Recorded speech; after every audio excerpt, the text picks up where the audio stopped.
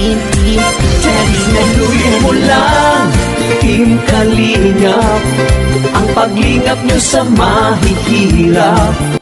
Maligayang Pasko po at masaganang bagong taon sa lahat, mga kalingap, at sa lahat po ng patuloy na sumusuporta sa aking munting channel, sa patuloy pong nanonood ng mga reaction video ko, sa mga paborito nating mga beneficiary ng kalingap, di po ba?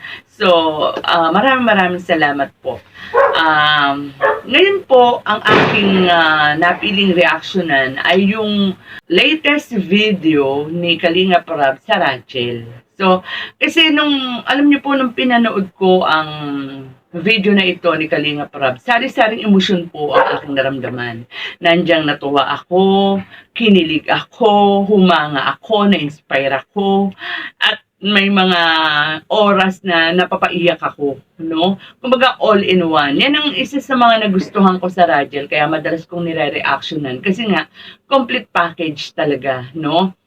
So dito si Coach Ralph, excuse me po, dati na akong humahanga dito sa dalawang batang to, Coach Ralph and Miss Angelica. Pero dito sa vlog na ito ni Kalinga Prab, mas lalo akong humanga, no, sa kanila, lalo na kay Coach Ralph. Kasi, di ba, kaya nga, nung una kong panood sa kanila, ang kapansin-pansin kay Ralph, Coach Ralph, ay yung pagiging magino niya. And sa mga sumusunod na araw, nakita ko hindi lang yung pakikitungo niya kay Angelica ang nakikita kong maganda, no, mabuti kay Coach Ralph, pati sa lahat. Especially yung pagrespeto niya sa Kalingap mismo, kay Kuya Val, no, at kay Kalinga Prab, at sa lahat ng mga K-boys, di ba? So, at sa mga supporters, sa mga sponsors, sa mga nagre-reaction sa kanya, sobrang marespeto. And tulad nga sinabi ko kanina, mas nadagdagan kasi nakita ko kasi yung malasakit niya kay Angelica. Kasi di ba nga nadatnan niya si Angelica na nagtitinda nung buko. So, kahit hindi nagsasalita si Coach Ralph dyan, kitang-kita mo na talagang meron siyang pagkikare, no? Meron siyang pagmamalasakit dito sa partner niya, dito sa kaibigan niya, sa best friend niya na si Angelica, no? So, kaya nga kahit na parang sabihin natin na quote-unquote parang napasubo yata, no, si Coach Ralph. Kasi ba't ko nasabing napasubo, di ba? Sa kagustuhan niya na makauwi at makapagpahinga na si Angelica kasi 23 yata yan nung kinunan eh. Syempre, malapit. Dapat ang mga family, ang mga, 'di ba, mga tao ay naghahanda na para sa pagsalubong sa Pasko. Ito makikita mo yung partner ay nasa kalsada pa, nagtitinda pa. So sabi niya, papakyawin na lang daw niya yung tinitinda ni Angelica kasi ayaw parang kasi niyayaya niya, 'di ba, na lumabas Angelica. Sabi ni Angelica, hindi pa pwede kasi marami pa siyang tinda. So sa kagustuhan niya nga makauwi, makapagpahinga na si Angelica, ay papakyawin niya. Kaya lang, nagulat siya nung kinuwenta ni Angelica yung halaga ng buko ay nasa 1,350. Kaya nasabi ni Coach Ralph na, ay, ang laki pala, no? But, syempre, tignan ninyo, no? Kahit, malaki yun, di ba? Malaking pera yun. Eh, alam naman natin na sa hirap ng buhay ngayon, tapos, di ba, yung kanyang sabi yata ni Angelica parang marami yatang kliyente sa gym si Coach di ba? Pero ako tingin ko kaya maraming pera nun si Coach kasi bukod dun sa pinakyaw niya yung tindang buko ni Angelica ay nakapagbigay siya ng gift kay Angelica kasi nagustuhan ni Angelica yung jacket niya. So ibinili rin siya ng ganun ni Coach Ralph kaya nagkaroon sila ng couple jacket, ano? So, nagulat si Angelica nung tinignan niya, yung price ng jacket, ay may presyo. Kaya sabi ni Angelica, siguro marami siya naging kliyente. Ako hula ako dyan, no? 23 yan siguro kakasweldo lang ni Coach dun sa YouTube. But anyway, wala na siguro tayong pakialam dun. Kung saan man kung sa pagkita niya doon sa pagko-coach niya sa gym or doon sa YouTube channel niya, ay wala po tayong pakialam doon kasi nakikita natin dyan yung kabutihan ng loob ni Ralph. Yung pagiging maginoon niya kitang-kita po dun sa kanyang kapartner, di ba? Biro ko lang po yung sinasabi ko na napasubo si Coach Ralph pa. Kasi, di ba nagbibiro pa nga siya, tawad na parang 1,000 lang yung binibigay. Kaya lang hindi po pwede kasi gustuhin man ni Angelica, yung mama niya kasi ang parang namamahala doon, wala yung mama niya, di ba? Kasi biro, ba't ko nasabing biro lang yun? Kasi 1-4 yung binigay ni Coach Ralph hindi niya nakinuha yung sukle di ba? So, alam naman na good vibes lang yan, biro-biroan sila. But ang malinaw dyan is yung totoong pagmamalasakit ni Coach Ralph kay Angelica. So, sabi ko nga sa inyo, kinilig ako doon, humanga ako doon kay Coach Ralph, no?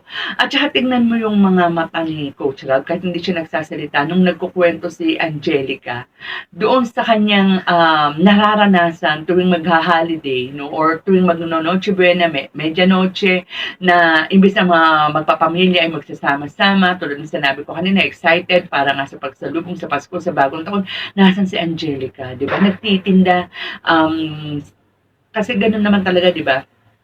Pag medyo hirap sa buhay, kahit na sabihin mong Pasko yan, bagong taon yan, lalo na buhay tindera, talagang, kumbaga, hindi mo sasayangin yung pagkakataon, mas uunahin mo yung pagkita ng pera kaysa doon sa okasyon, di ba? At yan ang nararanasan ni Angelica taon-taon.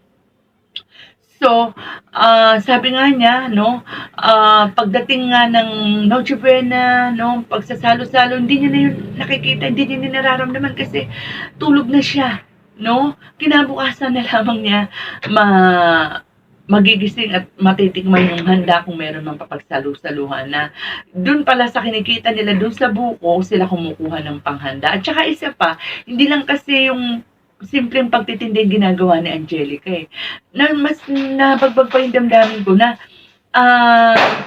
pumupunta pa sila doon ng kanyang mama, medyo malayo-layo rin pala yun, doon sa pinagkukunan nila ng bukong ititinda nila. At hindi nila basta ititinda yun, na doon pa nila kakayurin.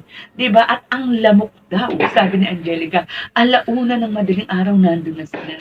Kakayurin yung buko, ititinda, hanggang sa hindi mauubos, hindi sila aalis. Diba? Lalo rin yung mama rin ni Angelica, kasi si Angelica nagtitinda, no, nasa kalsada, yung mama niya naglalako. So, hirap ng buhay nila. Kasi, 7 or 8 ba silang magkakapatid, di ba? Medyo maliliit pa nga yung mga iba niyang kapatid, no? So, dito makikita natin na yung tiyaga ni Angelica para makatulong sa family. Kitang-kita natin yung napakagandang katangian ni Angelica, mapagmahal sa magulang, mapagmahal sa pamilya. Na kita ko nga rin, nasilip ko rin sa Facebook ni Angelica na talagang kung meron siyang pera, maligaya siya kapag napapaligaya niya rin yung family niya, yung mga kapatid niya, yung papa niya, di ba, nung nag-birthday, nakita natin. And, kaya nga ramdam natin kapag merong nagpapadalang pera sa kanya, pag naaabutan siya ng pera, especially ito, no, si Kalinga Prab, naabutan siya ng 5,000 at dinagdagan ni Kalinga Prab ng 1,000, bali 6,000. So, parang ramdam mo yung emosyon ni Angelica na pag nakakita siya ng parang pera na ganun lang kadali na napupunta sa kanya mapalad o napapasa kamay niya, yung iyak niya kasi nga nakita natin yung hirap ng bata. Na bago siya kumita ng pera ay talagang hirap at hindi pa ganun kalaki. Samantala ito binigay lang ni Rob, di ba? Na yung 5,000, 6,000. Kaya sobra-sobra ang pasasalamat ni Angelica sa sponsors, sa mga tagapanood, kay Kalingap Tata, kay Kalingap Rob, kay Kuya Val, at saka kay Coach Rob din. So, ramdam na ramdam natin. Sabi ko nga sa inyo kung ilang pong beses kong pinigilang umiyak nung pinanonood ko yun. Kasi nahiya naman ako sa bahay, sa anak ko, tsaka sa asawa ko. Baka makita ba't ako umiiyak. Pero hindi ko talaga po mapigilan, no? Nakakadala si Angelica, no? Lalo na yung bigla talaga siyang umiyak. Tsaka, yung eksena dyan na parang tumatak din sa isip ko, nung binigyan siya ng jacket ni Coach Rap, yung napayakap siya kay Coach Rap, na ikinagulat din ni Coach Rap. Tignan nyo yung mukha ni Coach Rap dyan. Napayakap siya nang walang mali siya yun. Niyakap niya ang basa ko dyan, yung sobrang tuwa, yung pag-appreciate ni Angelica kay Coach Ralph. Kay Kalinga Prab nga, nung binigyan din siya ng 5,000, di ba, napaiyak din siya. No? So, ayan kaya mga kalingap talagang, very deserving talaga si Angelica. Sana nga tulad nila Beyonce, nila Carla, nila Joy, sana mas marami pa ring sponsors na tumulong kay Angelica. Dahil nakita naman po natin ang napakagandang katangian, pag-uugali ni Angelica. And sabi ko nga sa inyo kanina, mas lalo akong humanga sa dalawang batang ito. At sa iyo, Coach Ralph, napakabuti mo, napakabait mo.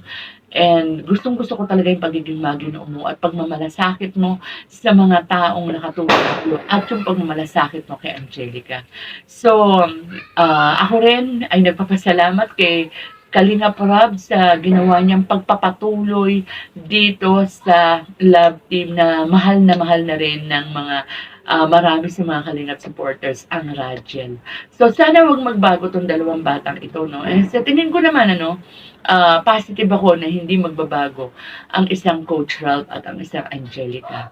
So, Radiel, pagpatuloy lang mga anak, and sana nga, tulad ng sinabi ko kanina, mas lalo pa kayong suportahan ng marami at huwag kayong bibitawan ng mga supporters niyo at sana nga marami pang mga sponsors na dumating sa inyo. So, with that mga kalingap, mga karadyan, hanggang dito na lang po muna ang ating kwentuhan. Sana po kung di pa po kayo nakaka-subscribe sa aking munting channel, pakisubscribe po at pakilike po kung naibigan ninyo ang ating munting kwentuhan. At syempre, huwag kakalimutan ang founder, Kuya Val Santos Matubang, Ate Eda Vlogs, Kalingap Prab, Kalingap Tata, at sa lahat po ng mga tunay na mga charity vloggers na tumutulong sa mga kababayan nating naghihirap. Marami pong salamat and God Tuloy mo bless! lang, Kuya Val, gawin ang adikaing pinapangarap.